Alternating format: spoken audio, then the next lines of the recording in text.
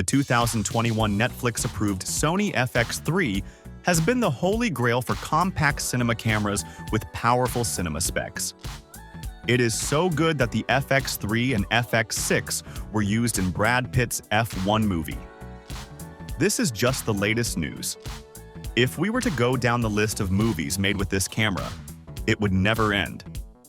Now, as we approach almost 5 years since the FX3 was launched, we start to wonder where the Clarlin is the FX3II. On the other hand, Canon's 2025 C50 is also a good offering.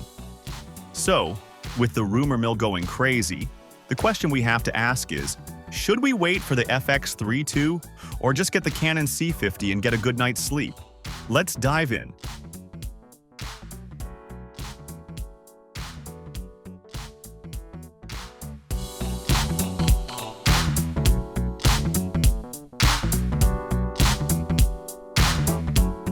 The most fundamental difference between these two cameras lies in their sensors. The Canon C50 has arrived with a brand new 32.5 megapixel full-frame CMOS sensor. This is a massive jump in resolution compared to the original FX3, allowing Canon to offer 7K internal recording. Because the sensor has more room, it provides a level of detail that looks significantly more organic and sharp when downsampled to 4K. On the other hand, the Sony FX3II is rumored to stick closer to its low-light roots, likely featuring a 24.2 megapixel stacked sensor. While Sony is stepping up from the 12 megapixel of the original, they are still prioritizing speed and light sensitivity over raw pixel count.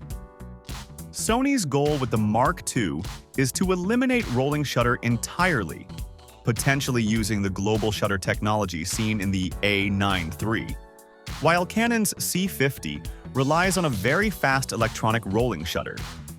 If you shoot high-action sports or fast pans, Sony's sensor tech might give you the edge. But for pure texture and large format detail, Canon's 7K sensor is currently leading the pack.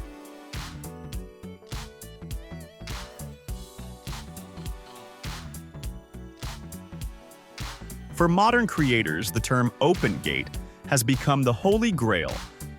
The Canon C50 is the first in the Cinema EOS line to officially support 3:2 open gate recording at 7K. This means the camera records the entire height and width of the sensor. This allows a filmmaker to deliver a 16:9 cinematic master for YouTube and a 9:16 vertical version for TikTok from the exact same clip without losing resolution. The Sony FX3II is expected to answer this with its own version of Open Gate, likely at 6K. However, Canon's implementation in the C50 is incredibly user-friendly. It includes a simultaneous crop mode, where the camera records the widescreen file to one card and a pre-cropped vertical file to the second card. This saves hours in the edit suite. Sony, meanwhile, is expected to lean into its superior high frame rate capabilities, with leaks suggesting the FX3II will push 4K at 120p with absolutely no crop, a feat that even the C50 struggles to match without some heat management trade-offs.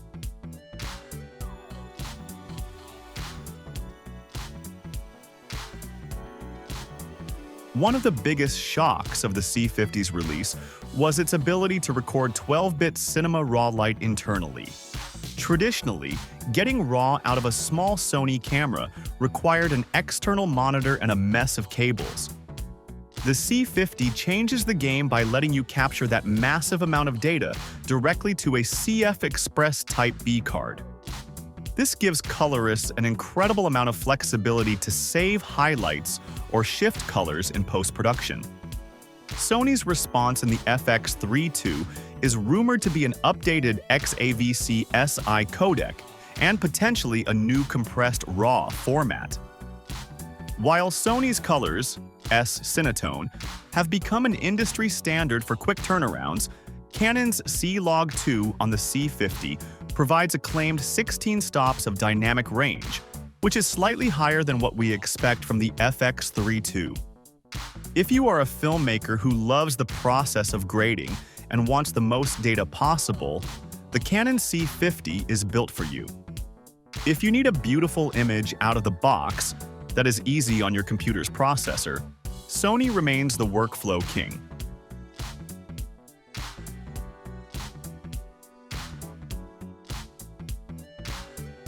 This is where the two cameras diverge completely in their design philosophy.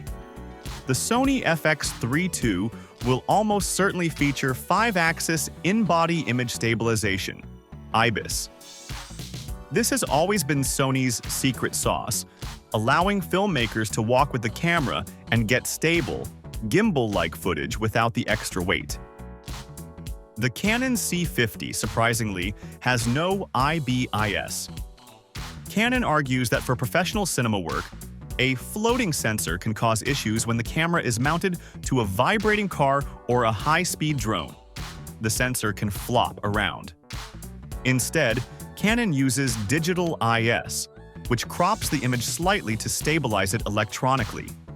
For a run-and-gun solo shooter, the lack of IBIS on the C50 is a major hurdle.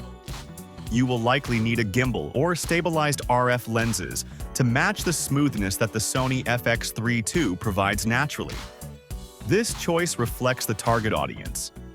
Sony caters to the independent creator, while Canon leans toward the small-set professional.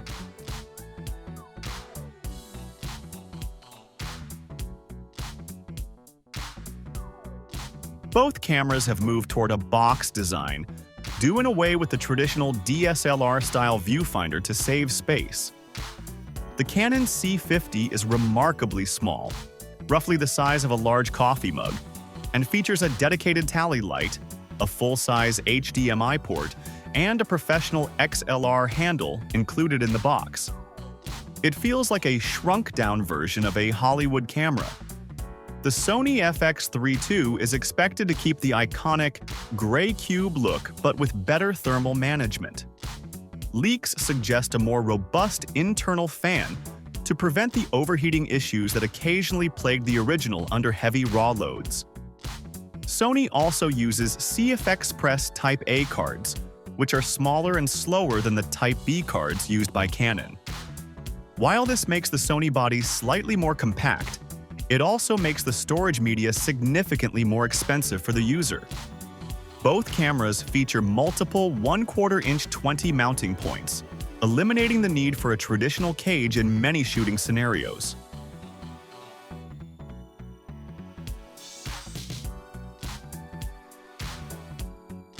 In 2025, we are no longer just talking about face detection. Both cameras now utilize dedicated AI processing chips. The Canon C50 uses dual-pixel CMOS AF2, which is arguably the most natural-feeling autofocus in the world. It transitions between subjects like a human focus puller would. It can even track a subject's head if they turn around and disappear behind a tree. The Sony FX3II will likely inherit the AI chip from the A7R5, which is famous for human pose estimation. This means the camera knows where a person's eyes are, even if they are wearing a mask or a helmet. While Sony's AF is generally considered stickier and faster, Canon's AF is often praised for being more cinematic and less prone to hunting in complex backgrounds. At this level, both are so good that manual focus is becoming an elective choice rather than a necessity for solo operators.